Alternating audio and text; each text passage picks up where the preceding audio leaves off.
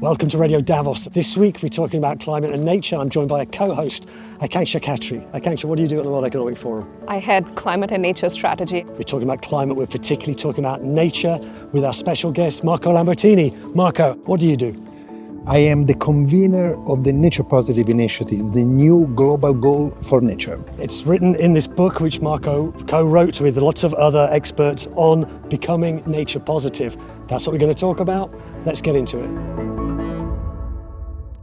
Marco, what is nature positive? Robin, maybe I should say what it is not. And nature positive is not a slogan, is not a buzzword, is not a catchphrase. Nature positive is both an ambition and a measurable goal that leads us to a future with more nature, not less. So it's about reversing what we've been doing till now, and particularly in the last couple of years, where we've been developing as civilization at the expenses of nature.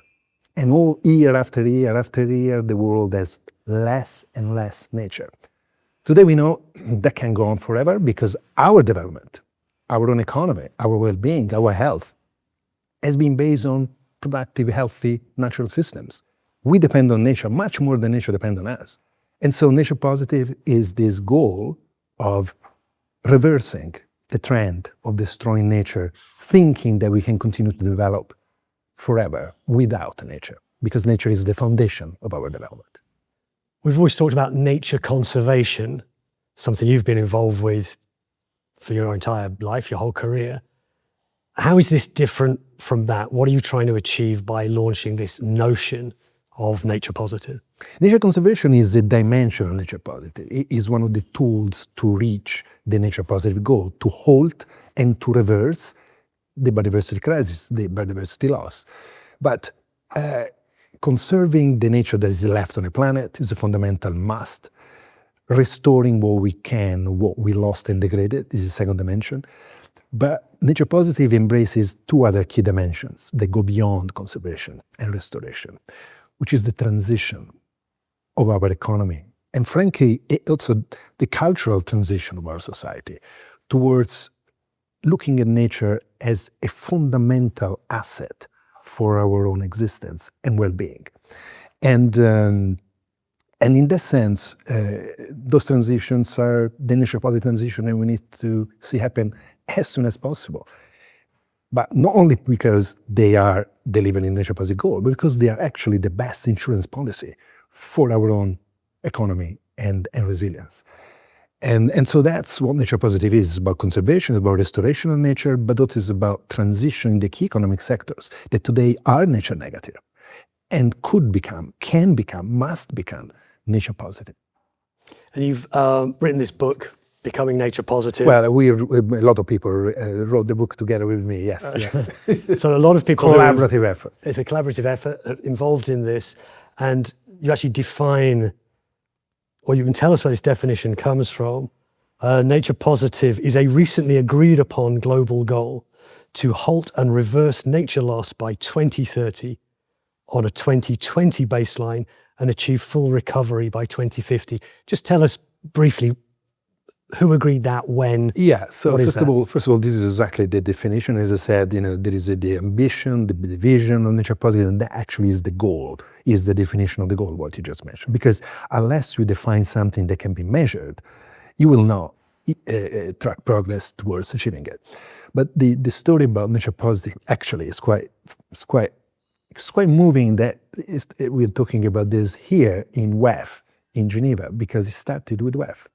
Akanksha was part of the journey from the very beginning with the WEF team, the Nature Action Agenda. In 2019, we start talking about biodiversity not any longer just as an ethical and moral duty, which personally I feel very strongly about, but also as a material issue for society and for the economy. And what's the best host for that conversation than WEF, the temple of the economy of the world? The temple of capitalism of the world, that today is the major force for a nature negative outcome, an economy. And at that time, we started a conversation. And I still remember, for the first time, nature ended up into the global risk report, biodiversity, unbelievable. And because until now it's just considered as something, as I said, more of a moral obligation rather than actually a preoccupation, a risk. And then I still remember on center stage, David Attenborough, Al Gore, myself, launching the Our Planet with scenes from different parts of the world. And hard-nosed executives that is a stereotype of the audience of that sobbing, silence and sobbing. It was so moving to see actually how nature suddenly entered the discourse of economic sustainability, economic resilience and development. That's the key to this book and to this discussion is everyone loves nature. No one's setting out to destroy, to bulldoze the forest. People are bulldozing the forest, but they're not doing it because they hate forests. They're doing it for economic reasons.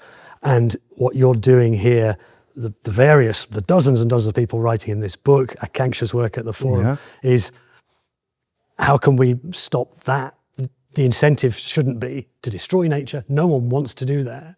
But Akanksha, can you tell us something about what is the message to partners of the World Economic Forum, to companies? People have often understood net zero on climate change, and this is a point that's made in the book. Nature and biodiversity has often been kind of like the poor step brother to climate change, where we have a goal of 2050 for net zero. It's been agreed in a global treaty. Now, there have been global treaties about biodiversity as well. And the goal has been agreed there too. And that's why now nature positive and carbon neutral are the two goals that drive sustainability. Yeah, so Akanksha, what is the approach of the World Economic Forum and of companies when it comes to nature positive? Thank you. And also, I think I definitely want to applaud Marco's leadership right from that get-go of figuring out that, look, if we have to conserve nature, if we have to restore nature, we need to also start managing nature sustainably. And economic actors, businesses actually have a huge role to play.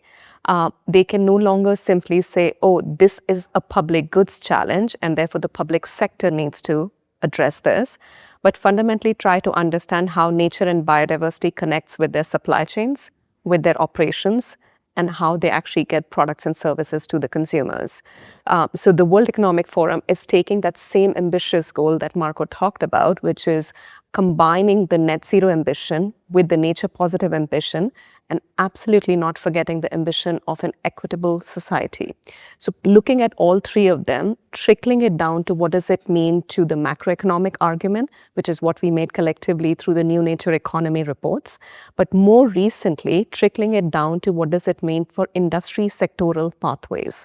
So if I am in the mining sector, if I am in the forestry sector, or if I am in a pharmaceutical sector, all of us actually have a role to play to contribute to the global goal, but we'll be doing it differently.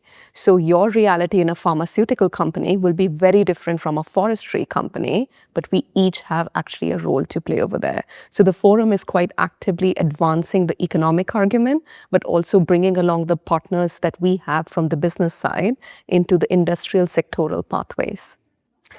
And if I may add one thing, the motivation for doing that is no longer because it's the right thing to do only, but because of the dependency of our economy, of all these sectors, on a stable, productive natural world, whether it is climate, or whether it is the ocean ecosystem, or forest, and by the way, it's all connected, right? So all these earth systems depend on each other, and we depend on them as well. So, this transition I was talking before, yes, it's about transition in practices, transition in financing, but it's also a transition in our mind. We got to stop taking nature for granted. This is what I think the whole problem is about. We've been living in nature dominant, rich, productive, stable for more than 10,000 years now, since the last glaciation. We're taking nature for granted. Nature is there, no problem. You take, and nature will be there. No, nature will not be there. And we're beginning to see signs of destabilization, climate in particular, but ecosystems as well. Let's talk about the psychology then, because you actually say it's an essential part. I'll quote from the book, "The ultimate way to transition to a nature-positive future resides primarily in our mind. But what does that mean? Because like I say, everyone loves trees, no one likes a beach strewn with plastic. We want nature, everyone loves it. So that's already, the psychology is right. What needs to change in our psychology to think, okay, well, I love it. What can I do to stop destroying it? Because again, individually, it's like climate change. It's not that much I can do, is there? It's a bigger issue than that. So first of all, I mean, this is a very we should have 3 podcasts about this topic on itself. But it's fascinating, and I think thank you for asking the question, Robin, because I think it's really fundamental. This is a fundamental problem, and it is about our perceived or fictional separation from nature. You're right. Poll after poll in every region of the world, if you ask people, do you like nature? The answer is yes, we love nature. Do you think nature is important? Yes, 99%, everywhere. From the US to India, Brazil, etc. Yet, we keep destroying nature. And it's not like it's destroyed by someone else, some obscure force out there. It's us consumers. We have a direct responsibility in what's happening to nature in the world. Even if you don't do it directly, indirectly, by proxy, we are destroying nature every day in our lives. So why we are not changing behaviors? Why? Because we are still taking nature for granted. We don't see the consequences of the nature for ourselves. The psychological dimension here, there is actually a psychologist, Norwegian psychologist, talking about 4 or 5 fundamental blockages to our transition to a nature policy. He particularly focused on climate change, but I have adapted those to nature. One is distance. Far away, I don't see it. The Amazon won't have to do with it. Second is this issue of I don't feel the consequence.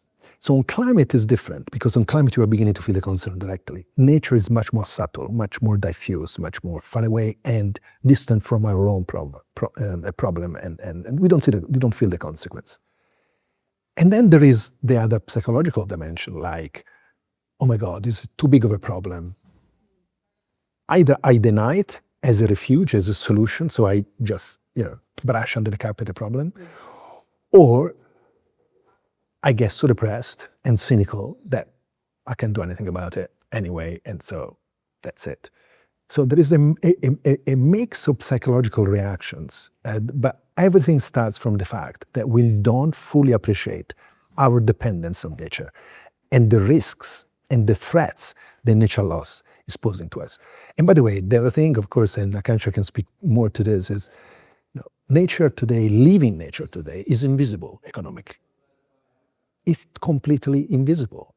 A living tree, acquires an economic value after it's cut down, sold as timber, or using construction or whatever, not while it's alive and producing oxygen, regulating water, climate, and all the rest. A fish is acquired an economic value when it's killed and served on a plate, not while it's maintaining the ecosystem of the ocean. Nature economically valued 0. And this is a complicated conversation, right? Because putting a price on nature, who are we to put a price on nature is complicated. But right now, there is a price on nature, 0. And that price gives nature not a chance to compete with development. Because if you had to choose economically between cutting a forest and planting a soybean field, which one generates economy? The soybean field, not the forest. And maybe if I just build on that and some of the work that we also do at the World Economic Forum, nature, as Marco said, is so far away that the relationship then as nature is a holiday destination, which means I think about it once a year. That conversation shifts if we start talking about living nature in cities. So some of the work that the forum has been doing on nature positive cities is actually trying to make that link with what trees and healthy ecosystems mean for me right outside my door.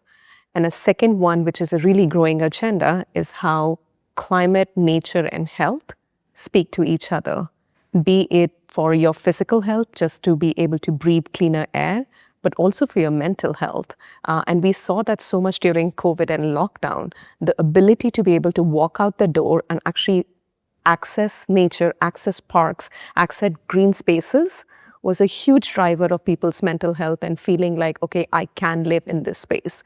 So I think shifting that behavioral side and the mental side is quite critical. But today, if it just looks like I pick up my food from the supermarket, whether never realizing where did that food actually come from and what were the negative externalities for growing that food, of course you can't blame an individual, because then the only decision making you are making is on the basis of price, not on the basis of externalities. So I think we also have to look at it from a systems change point of view. Oh, absolutely. But look, we need nature, right? Everybody likes it. Look, we bring nature in our flats, in our offices, But that's not enough. We satisfy ourselves with the plant in our garden or in our flat. That's not enough. Nature needs to be strong and productive outside in the natural spaces, or else we are paying the price. And we as consumers, assuming everyone agrees with that, and I have no doubt that they do, but we as consumers would like to think we're doing as little damage or we're contributing positively to nature by the things we buy, whatever. We don't, as individuals, really have much chance of changing that. Yeah, sure. What the book and what this whole initiative does address is nudging business and regulators and governments. But I'm very interested in the business aspect here, because those are the organizations mining, fishing, Extracting. on our behalf. So how do you nudge them to that? And it's a complex issue. And I never thought I'd come across an issue any more complex than climate change, where how do you tax, again, it's an externality that's not part of the cost. I'm just dumping carbon dioxide or whatever greenhouse gas into the air. I'm not going to pay for that.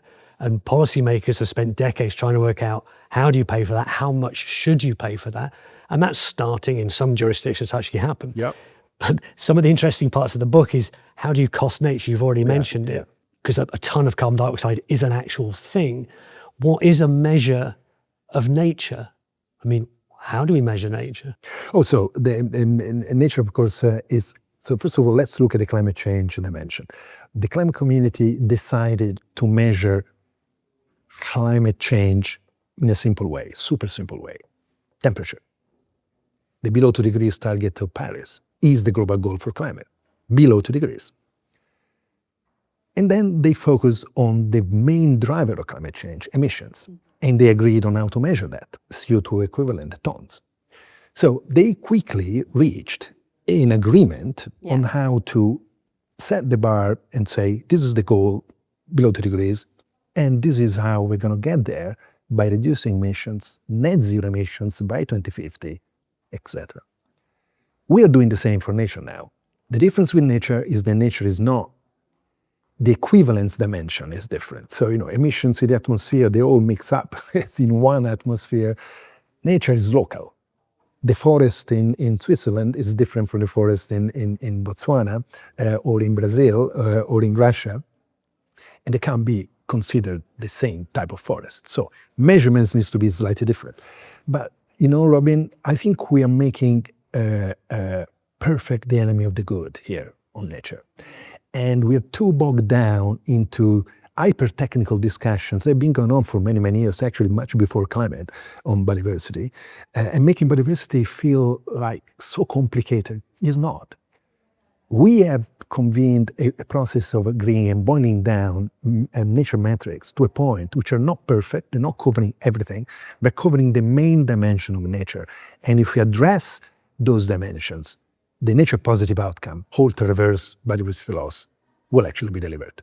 The first is ecosystem extent, the extent of natural habitats, which should stop cutting and destroying habitats, whether it is a forest or wetlands or marine habitats.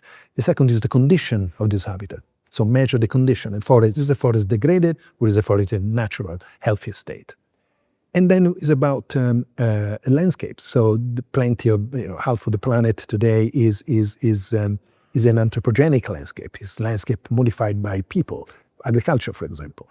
how do we maintain this landscape with enough nature in it that support actually agriculture, whether it is trees, whether it is flowers, whether it is that attract pollinators, whether it is river streams and ponds that maintain the water reservoir of the air, of the landscape.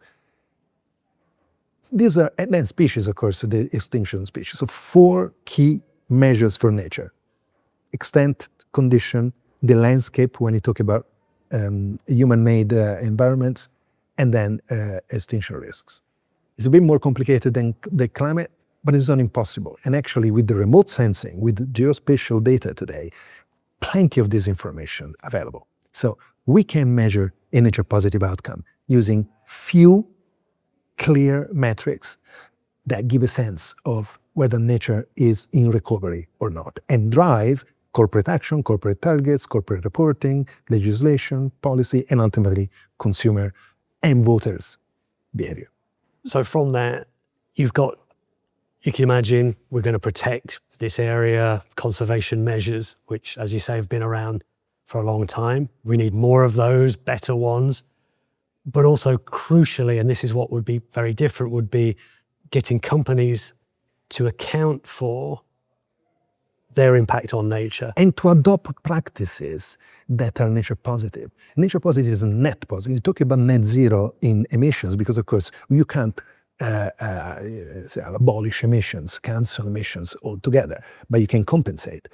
Same for nature. There will continue to be some impacts on nature, there is no doubt. And actually is ethically unacceptable to think that developing countries cannot open up some forests to produce food for themselves. I mean, this will be, or roads.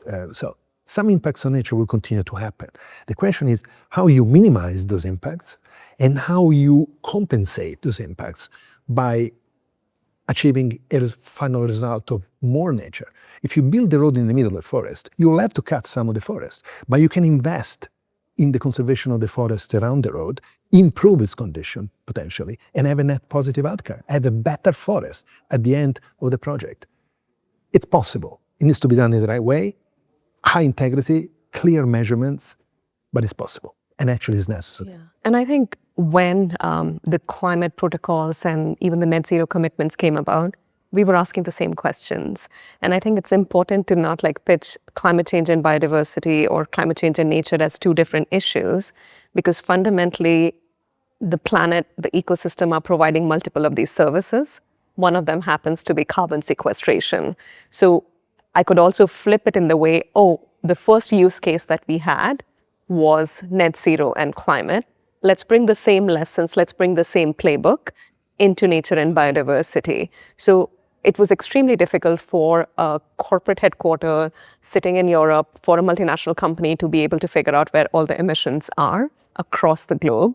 And we need to say the same thing on the nature positive piece as well.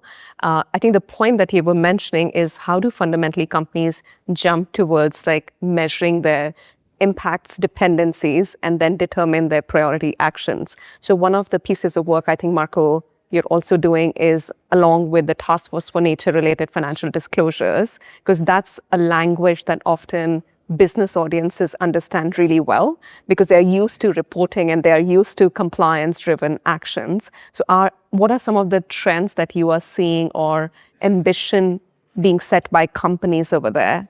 That's an interesting question because, of course, we're living a time where there is a bit of a resurgence of the old narrative. Protecting nature is against development, is a lost opportunity, is a cost.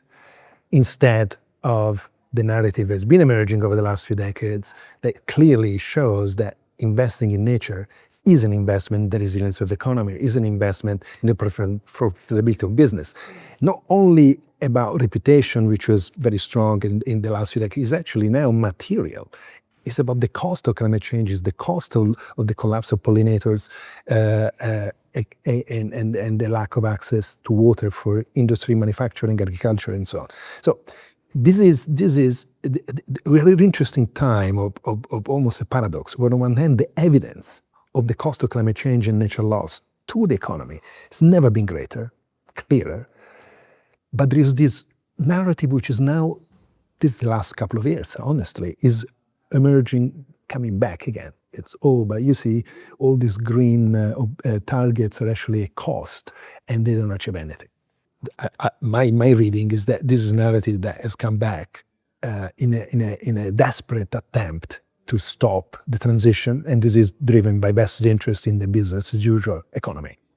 But I have to say, many businesses are leaders and very active in the World Economic Forum as well, are actually fully understanding that there is no way back from a sustainability agenda. There is no way back. Is this movement already underway? We know it is kind of at the treaty level, biodiversity treaty, the definition has been made. Is it underway kind of on the ground? Are companies particularly already starting on this journey? It's laid out in this book that they need to assess their impact on nature, commit to improving it, transform their operations, disclose, report. They're used to doing that. They're also doing it on climate emissions. So there's kind of, is a pathway, as complex or as easy as that might be.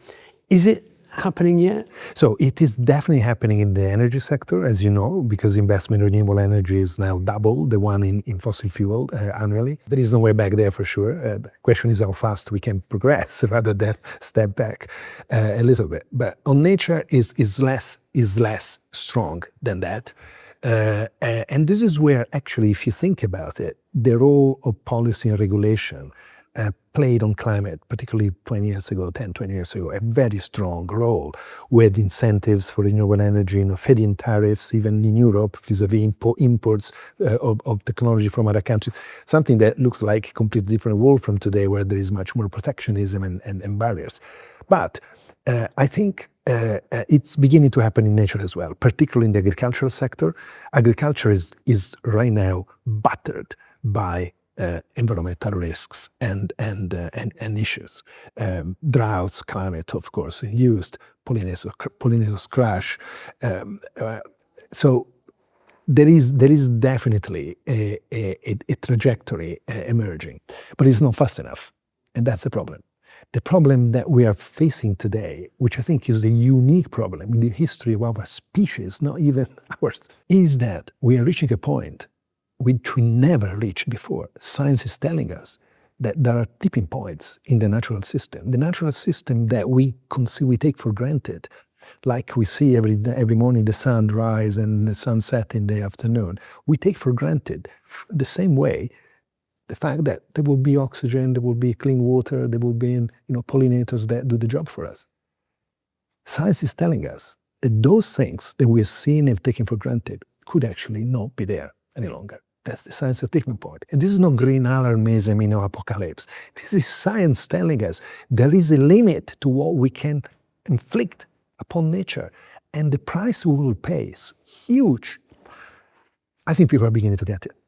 I think maybe just building on, and particularly your question of, is it happening on the ground in which industries? So food and agriculture, definitely one. Energy, the other one.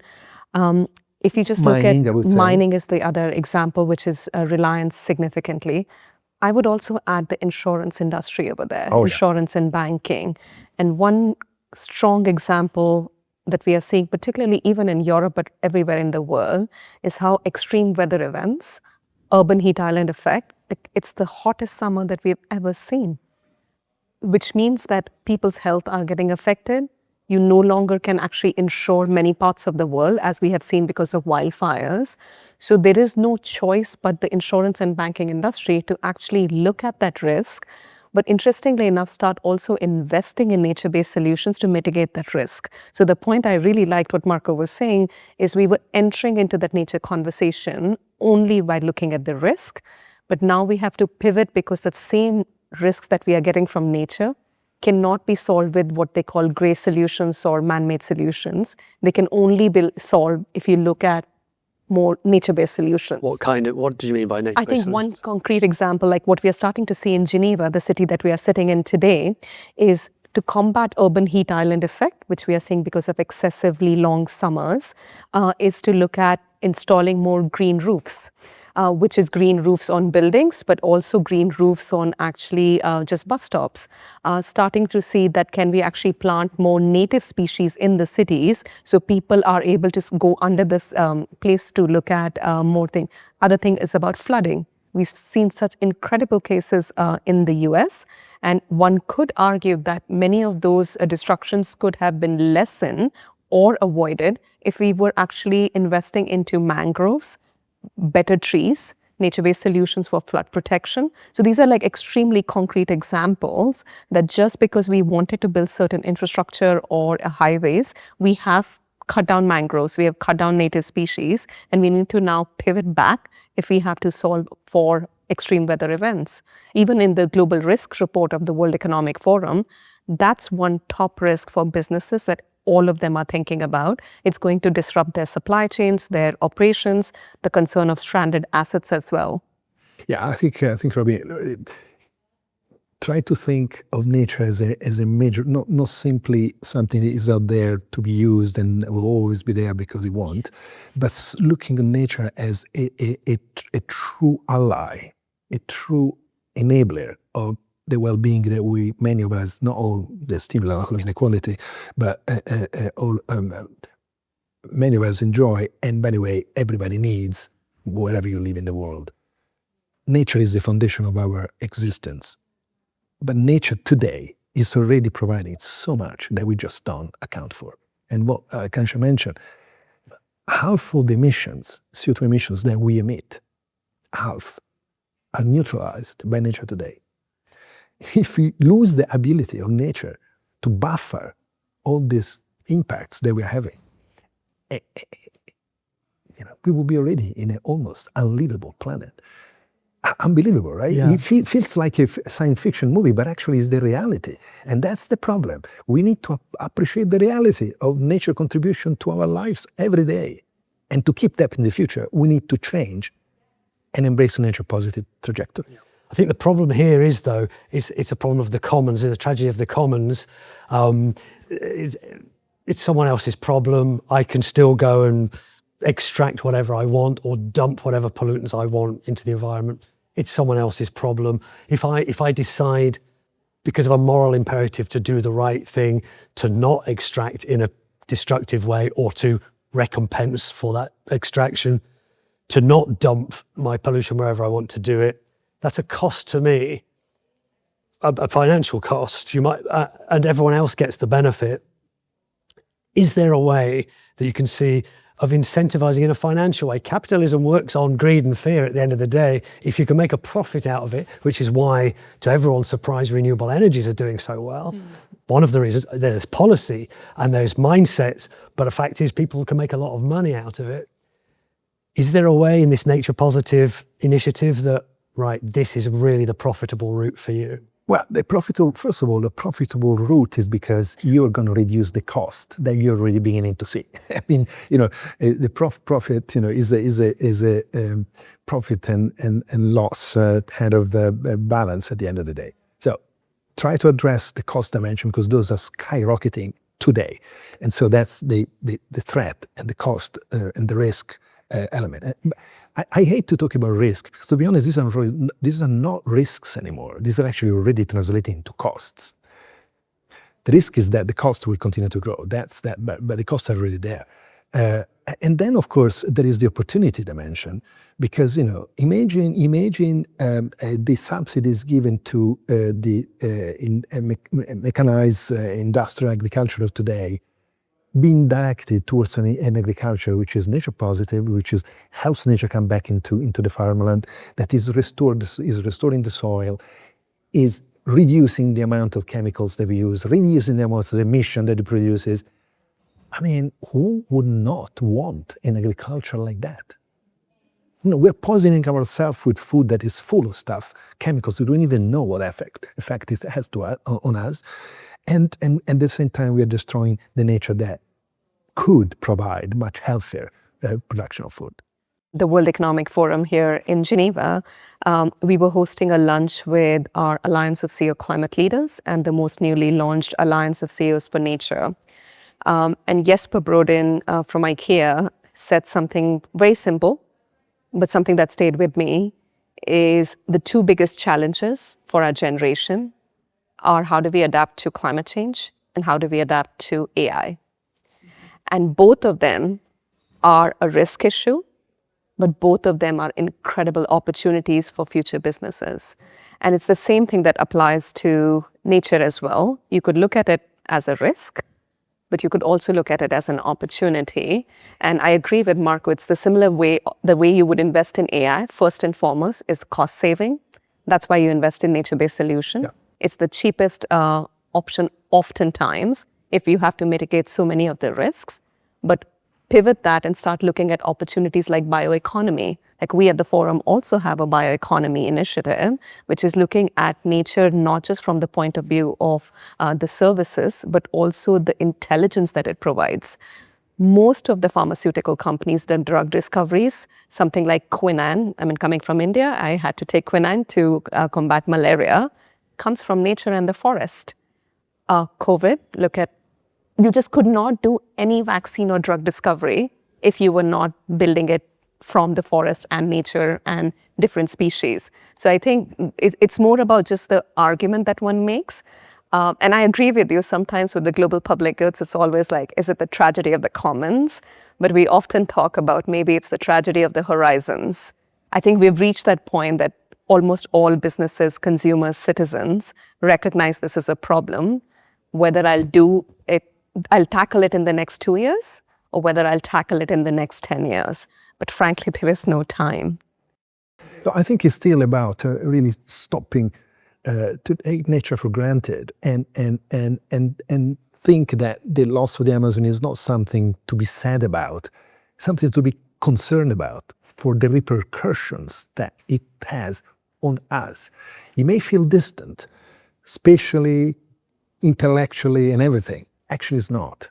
We are all part of the same planet. And now becomes such a powerful species that we can actually affect the planet. You know, my grandmother was saying, oh, Marco, you can change everything in life except two things, death and the climate and the weather. Well, actually, my grandmother was wrong, unfortunately, because we are changing the weather. So this is the thing that we need to change. We need to change in our mind. First, nature is essential. Second, nature everywhere is connected to me, is producing something useful to me. Selfish gene, right? The third is we can actually destroy this place. I'm coming back to a question earlier, talking about costing, putting a cost on nature and a cost on the destruction of nature. With climate change, with greenhouse gases, it's still fairly theoretical, but there is a cost, a price to be paid for emitting that. Do you envisage a time potentially, and maybe it's not a global thing, maybe it's a local thing, as you say, nature is local, when there will be a price, literally a financial price to pay for cutting down that forest or whatever nature degradation is going on? I think it's about the price, but it is about the fact that that forest will be considered so valuable that there will be no price to cut it down. But it's, as you've said, it's valuable when it's cut down in our crazy current system. How do you make it such that we all... It's about management, right? It's about planning. So there will be forests. They will continue to be cut down because we need timber for a lot of the things that we do and we live with. But you can organize production of timber in a way that does not impact the natural forest that is left in that landscape and that continues to produce so many services to the local communities, the local economy, and the global stability of the planet. So it's a question of prioritizing what you need to leave alone, what you can exploit sustainably, and what you have to regenerate to improve the conditions of your landscape. At the end of the day, yes, nature is a global system, but manifests itself locally. And the local planning, the local management of natural resources, that is influenced, of course, by national regulation and by supply chains coming from, across the world, coming from large corporations, users and consumers. That is where actually the nature positive outcome needs to happen at the local jurisdictional landscape, seascape level. And I mean, it's a good question that you're asking, that at what stage the world will start putting a price on nature in the way that it is putting on carbon. Another way to look at it, and there are lots of people who are also co-authors on this book are working on, how do you start putting nature as an asset on your balance sheet?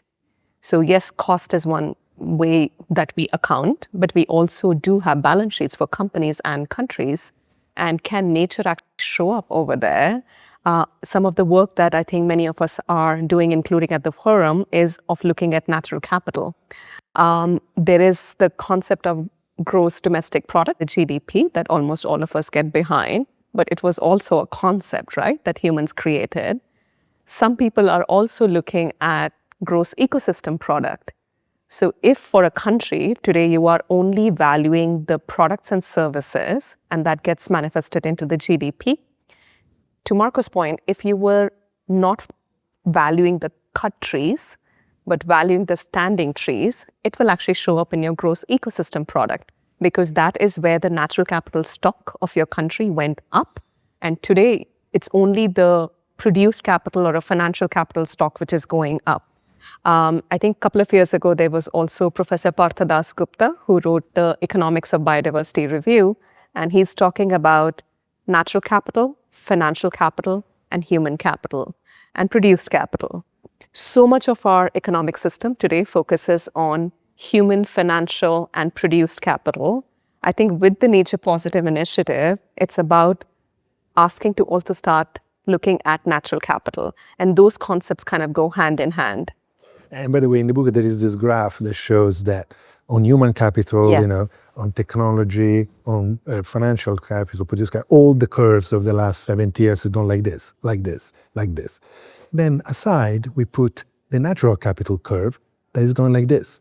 So, that's an obvious development paradox of today, where we are destroying the foundation of all the progress, human, social, and financial, that we made.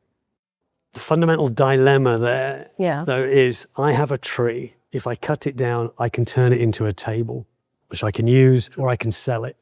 Or I can leave the tree in my garden. It's beautiful. It's helping all of those natural systems that we're talking about. If I cut it down and make money, I can make a living from it. What if you could make a living through the market by not cutting it down? But, or by cutting down trees in a sustainable way where the forest can regenerate, and not, cutting it in a way that destroy the forest. I mean, that's the thing. It's about practices.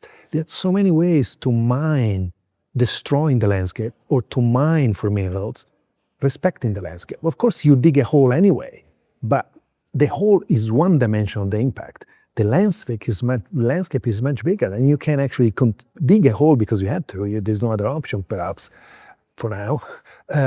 Never know who comes up next. But and you can invest in the regeneration of the landscape around. And at the end, that's why the net positive biodiversity outcome, nature positive. At the end, the outcome in that landscape is more nature, not less. Yes, you have a hole, but there is more nature in the landscape, not less. There are still people who say climate change is a hoax. Conspiracy theories, particularly with the rise of social media, they're out there, they're kind of stronger than ever. You're going to get the same thing about nature positive that you had about climate change. How do you counter that narrative of, oh, you're stopping me living the life the way I want to live my life because there's a conspiracy and you're trying to keep me down in my place? Yeah, I think in the case of nature, more than a conspiracy, is about vested interests that are pushing back against the transition, against change. And look, change is something that comes with uncertainties to everyone. Transitions are always a little bit tricky. And if you fuel the sense of lack of confidence in the future that the transition offers you, why would you want to embrace the transition? It's much easier to stay where you are. Better the devil you know, say. So I think this is what's happening now. What's happening now, as we've seen on climate, fossil fuel versus renewable energy 20 years ago, it's happening now in nature on the key sectors that really help the transition: the food system, agriculture, fishing, forestry, that today completely nature negative. And there is a pushback. push back to change, against change. I don't think this will survive much longer. Simply because if you think particularly about agriculture, agriculture is the sector that is most exposed to climate change and biodiversity loss impacts. Agriculture is today affected so much already, and we are not even at the start of the biodiversity collapse that we will be seeing in the next few decades. So I think at the end of the day, vested interests want to stay where we are because, they invested so much, they're making so much money today. Change is not particularly appealing, but it won't last because the cost will surpass the advantage of staying of business as usual and begin to impact the present and push for change. I think, Robin, change is inevitable. Science is very clear. The trajectory on climate and nature and biodiversity. We can't continue like this. We cannot continue like this. Either we embrace change and drive it, or change will be inflicted upon us by nature itself. And that won't be pretty. And why do we need to do that? Why do we need to be, supporting a system which has done a lot for us? Let's be clear, because in all the curves that were going up, technology, human development, GDP, this has been fantastic. I mean, I lived all that, 70 years of great growth and great acceleration. I've seen, in conditions, so living conditions improving in many, many regions of the world, and by average, actually, almost everywhere in the world, inequitably, but almost everywhere in the world. The beginning of the 20th century, average life expectancy was below 50 years old. Today is almost 80. 75% of people at the time were in extreme poverty. Now it's 10%. So there is no doubt that the nature negative economy, until now, has produced huge benefits, huge improvement. We need to recognize that, because that's where the problem is. The problem is we need to now renounce to that model that has produced so much to us, and it's difficult to accept. But we need to understand that the model has its time. Now we need to embrace a new model, a new future, a new direction that will deliver new benefits and development, continue on this trajectory of growth and for a more equitable world as well. That's really, we're in the middle of the transition, and that's what gives me hope, honestly, in all this depressing news about, because the health of the planet continues to go down the tube. There's no doubt about that. The health indicators are all negative. But what gives me hope, really, and excitement, we are at the fork of our civilization, the most important choice, what in the book I call the great choice. Either we stick to business as usual and hope for the best, but we know it won't be that good, actually, at all, or we take the reins of the transition, we take the pen of writing the next chapter of our development history and build a better future, a nature-positive future, because there is no other way to build a people-positive future without a nature-positive one. Marco, you also in your career have been tremendously successful in mobilizing movements. And to the point I think Robin was saying is there is a sense of hopelessness, but there is also a sense of denial, because perhaps as a movement, we haven't done enough to take people along. Do you feel there are lessons in here and things that we should be doing differently? So even we don't have this thing of, do I believe in climate change or do I believe it? Like, why is this even a belief and ideological issue? How do we make it more of a science-driven, economic-backed, lifestyle choice decision? Yeah, you're absolutely right. And I think on reflection, this is a delicate question because my peers may disagree, but my own reflection on my own mistakes, my own failures in the conservation environmental movement has been two things. One is not making nature really relevant, materially relevant to us, concretely, personally relevant to us, rather than just morally relevant. I feel so strongly about my moral duty to respect nature. Look, I don't, I'm careful when I put my feet not to stamp on an ant, literally. I feel terrible. So I am maybe extreme in that. But we pushed all the time, the poor panda, the poor, elephant. And of course, it's true, the whale.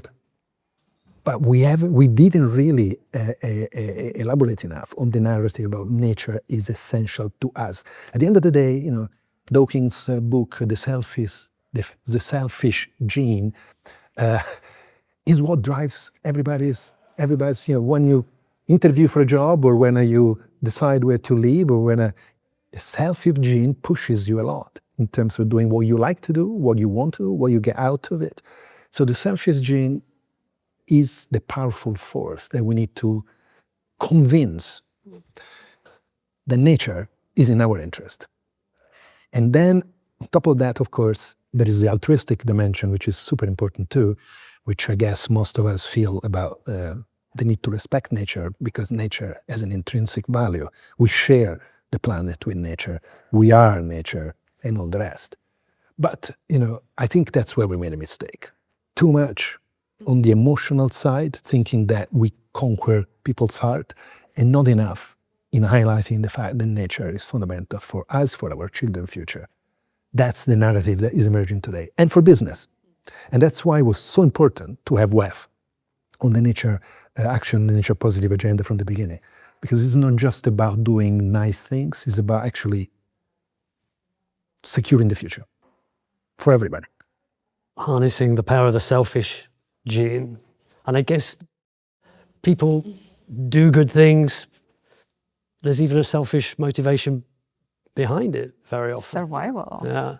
And in this case, well, look, this is we're talking about a species of 400,000 years old, of which the last 0.1% has been in a modern type of construct like this, separate from nature, until just yesterday, we were in the middle of the forest, right? And so, we've been forged by that experience until now. And nature has been dominant, has been, difficult, because I go in nature a lot, I watch wildlife a lot. Living in nature is bloody tough. That's why from a forest, we move to a cave, from a cave to a hut, from a hut to a building, from a building to a city, because it's much better. Let's face it, I love to be in the hut, by the way, but, but we need to acknowledge that this trajectory has not happened by accident or by evil design. It's been driven by the same wish to improve your livelihoods, your well-being, and to give your children a chance. This is it. Nature needs to get into that narrative. Nature is the tool for a better future for us and our children. There's also a very interesting critique on that selfish gene because it doesn't recognize that actually human evolution and well-being has been defined also by our interdependency. Humans actually have this unique ability to collaborate across different boundaries and build systems that are so complex, but also one that rely on each other. So to your point is instead of just not thinking of nature as separate from us, but integrating it into our very fabric and remembering that interconnection will perhaps change the way and overpower that selfish gene conversation and remember the interdependence. Yeah. Maybe can I just ask you to wrap up, what should we be looking out for next? What are the next things? I know there's a climate COP in Brazil, which is going to be a nature COP. It's in the Amazon forest. Is that a milestone? Is there work at the forum is there work you're doing, Marco? What are the things that you're looking out for in the next 6 months, 2 years?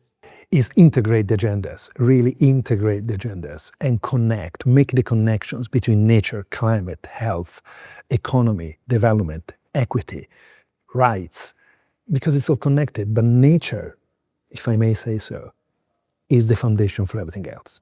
If we lose nature, if nature begins to stop providing all that has been providing till now, all the rest is blah, blah, blah. Nature is the bedrock of everything else. And so connecting nature to all this conversation from climate development and UNGA and all the rest, peace, all this is connected. And nature is absolutely the foundation for all these amazingly important global societal agendas. So you'll be looking to see a piece of nature in each of these conversations and a connection to nature in each of these conversations. And I'm sure in COP30 it will be very strong. Akanksha, the things you're working on? But I actually fully agree with Marco. I think this integrated agenda is one that I'm most looking forward to. The planet does not differentiate between this is carbon sequestration, this is water cleansing, and this is something else. And therefore, what I am personally looking forward to is to see exactly what Marco said, nature and natural capital infrastructure as the bedrock of all the work that we do, infusing it into the different industry, economic agenda that we at the World Economic Forum are leading, and making it much more accessible for businesses to learn about the nature positive agenda, but then hopefully also act on the nature positive agenda. So I'm looking forward to more collaboration. Integration then of that, we'll see. I think we will be seeing that. People listening to this, watching this, look out for hearing more about the nature positive agenda. I'd just like to thank Akanksha Khatri, my colleague at the World Economic Forum, for being my co-host on this episode. I'd like to thank Marco Lambertini. His book, although as he says, it's got dozens of other authors, is called Becoming Nature Positive. Thanks very much for joining us on Radio Davos. You can find Radio Davos wherever you get podcasts. You can watch a growing number of our podcast episodes like this one. Video podcasts, you can find that on our YouTube channel. You'll find all our podcasts at wef.ch/podcasts. Radio Davos will be back next week. Please join us then. Thanks for listening and thanks for watching, and goodbye.